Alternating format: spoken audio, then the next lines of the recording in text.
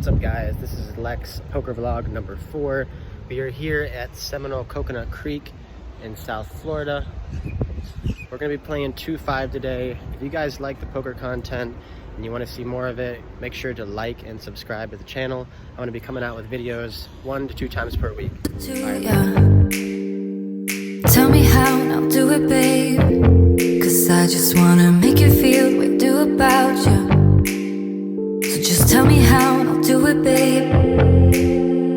I love it when you whisper in my ear, words only meant for me to hear. Promise that your secret's safe with me. You're the only reason, yes, you're the only reason. Baby, you're the answer to my prayers. Feeling like the world's in our hands. Now I know that this is meant to be. You're the only reason, yes, you're the only reason I'm free.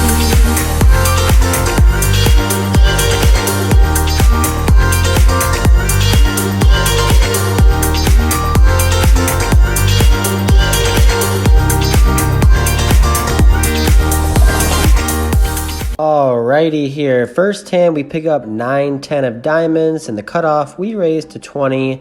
Just the big blind calls. Flop comes queen, jack, 4. We flop an open ender, backdoor flush draw. We bet 25 bucks, and he quickly folds. Start the day off with a win. Very next hand, we get pocket jacks, make it 20 under the gun. Middle position player makes it 70 with about $600 behind. We end up making the call. Flop comes pretty good. It comes jack, queen, 10. We flop middle set, but the board's super coordinated for a 3-bet pot. We check. He bets $75, and on this flop, I'm just going to check call. He can have ace king, which is the nuts, and he can also have pocket queens, so we call 75. Turn card is the 6 of clubs, pretty big brick, and the way he bet here and the sizing, it just didn't look that strong. I felt like he just had a 1 pair of hands, so I ended up ripping it all in here, trying to get called by aces, kings, ace, queen, and he pretty quickly folds, so he must have been bluffing. We take down a pretty decent pot. Next hand, pocket 4s in the big blind, cutoff limps for 5. The button raises to 25. We call 25 in the big blind. The limper makes the call as well. We're going 3 ways to a flop of 10, 8, 4, 2 diamonds. We flop another set, running pretty good to start. We check, and unfortunately it checks all the way through. Turn 6 of diamonds. We're gonna bet. We bet 60 bucks. I think we could bet even bigger here. Any diamond's gonna call us, and any pair plus diamond is probably gonna call as well. River's the queen of diamonds, brings in 4 diamonds. We check, and he bets 100 bucks, and I just don't think this spot is bluffed very much. He just has all the ace and the king of diamonds to bet for value. We think for a while and end up making the call. We lose to ace jack with the ace of diamonds. Table selection is super important when you're trying to maximize your profit in this game. We look around our table, it doesn't have much money and much action, so we look on the Bravo Poker app, and Hard Rock has 2 5-10s and 9 2-5s, so we get in our car, drive about 20 minutes down to the Hard Rock, try to find some better action down here.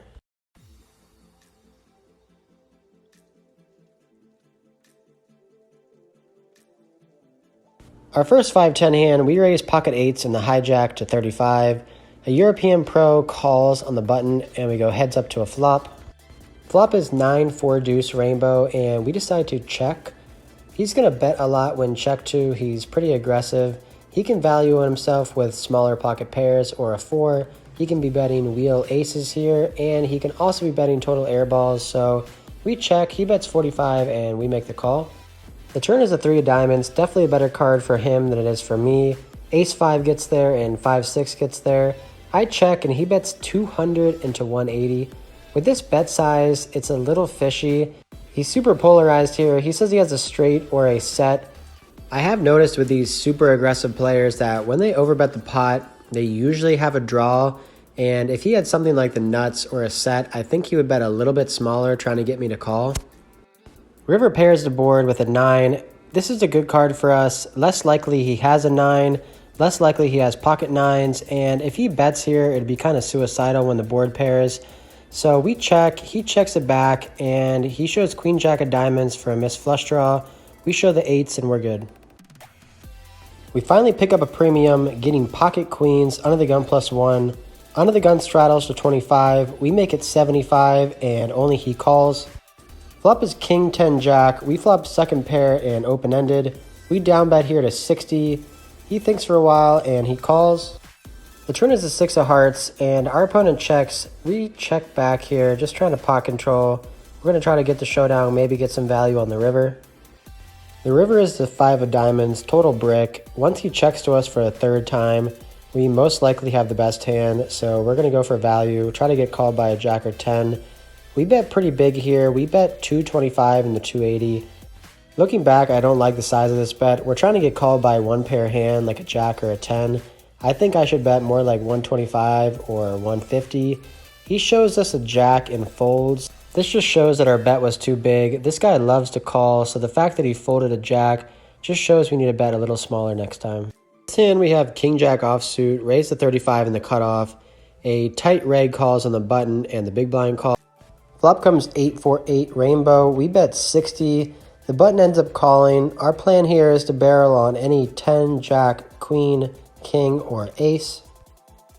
Turn is a 3. We didn't hit any of those cards that we were hoping for. We're just going to give up here. We check and he checks back. The river, however, is the king of diamonds. We make top pair. We bet 150 into 230. Thinking back, I think we should be checking here. Our range is pretty capped once we check the turn. Our opponent can have all the full houses and the eights. So I think a check call is the better line. This particular player is not going to be hero calling as much, which is why I think a check is even better. He ends up raising a 375. Pretty annoying spot. I've seen him bluff before in spots like this, and he did just lose a pretty big pot, so we make the call. He shows pocket threes for a full house. I'm interested to see what you guys would do in this situation, so comment below what you think about this hand. Are you calling there on the river? Are you always going to fold? Is the river even a bet by me, or should it be a check? Just let me know what you guys think. We now get moved to the main game, and it looks pretty bad. A lot of pros and not many action players. Like I was saying before, table selection is pretty important, so we decided to move down to 2-5 and try to find a better game there.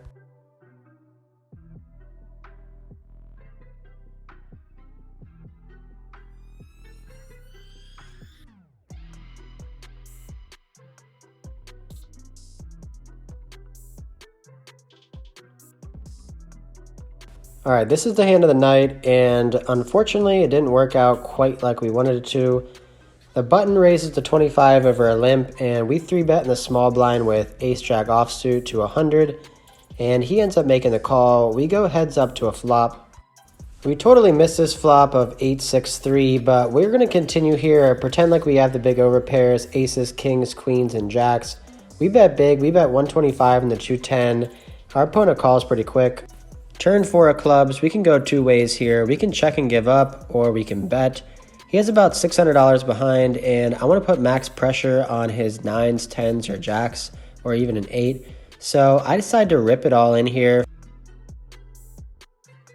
Maybe we'll finally get a bluff through. Maybe he'll make a hero fold. Nope, not this time. He snaps us off. He shows ace-7 of clubs for the turn nuts. This is what you call a grade A punt. Alright, last hand of the night. We raise ace-10 on the button to 15 and both blinds call. Going three ways to the flop of ace, ace, 7 rainbow. We flop trips. We slow play here and we check it back. Turn 5 of clubs brings in a flush draw. They check to me again. I'm going to start betting now. I bet 30. Small blind folds and the big blind calls 30. He can have some straight draws, some flush draws, or even just like king 5 or 6-5. The river 4 of hearts brings in 6-8 open-ended, but the flush draws miss. Our opponent just jams all in. We snap call for like $100 and some.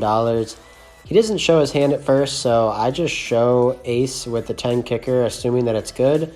And he shows us ace king offsuit. I guess we got lucky he didn't have more money. It's a pretty big cooler, both flopping trips, so that's going to end the night for us.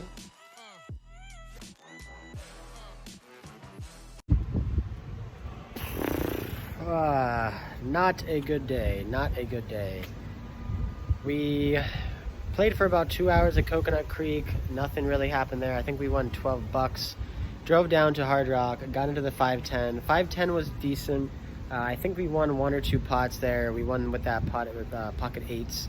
Decent hand there. Then we paid off the nit with King Jack when he turned a boat. Should have for sure folded the river there. So called down a little light and lost some money there. And then we ended up losing about $900 with Ace Jack against the nut flush. So that was unfortunate. But days like this are gonna happen. This happens all the time. You run bad, you play bad, you don't make any hands, you don't stack anybody. So this happens. Just got to try to learn from it. Come back tomorrow, try to play better. We ended up losing about $1,400 today, so not terrible. It's about a buy-in and a half at 2.5 or less than a buy-in at 5.10. So I definitely have things I can work on, and hopefully we won't be punting into the nuts anytime soon. But until next time, guys, see ya.